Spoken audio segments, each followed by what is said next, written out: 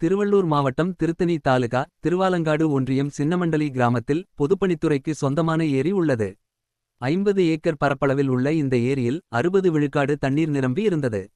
இந்த ஏரியின் கடவாசல் சிமெண்ட் பகுதியை மர்ம நபர்களால் உடைக்கப்பட்டு ஏரியிலிருந்து 30 மணி நேரத்திற்கு மேலாக தண்ணீர் வீணாக வெளியேறி செல்கிறது.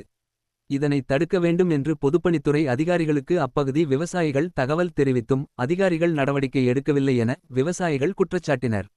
வீணாக தண்ணீர் வெளியேறி வருவதால் இந்த ஏரியை நம்பி விவசாயம் செய்து வரும் 500 ஏக்கர் பரப்பளவில் உள்ள விவசாய நிலங்கள் வறண்டு போகும் சூழ்நிலை ஏற்பட்டுள்ளதாக வேதனையுடன் குற்றச்சாட்டை முன்வைத்த விவசாயிகள் உடனடியாக ஏரியின் கடவாசல் உடைப்பு சரி செய்ய வேண்டும். இதனை உடைத்த மர்ம நபர் மீது காவல்துறையினர் நடவடிக்கை எடுக்க வேண்டும். மெத்தனமாக செயல்படும் பொதுப்பணித்துறை அதிகாரிகள் மீது நடவடிக்கை எடுக்க வேண்டும் என்று திருவள்ளூர் மாவட்ட ஆட்சியருக்கு அப்பகுதி விவசாயிகள் கோரிக்கை வைத்துள்ளனர்.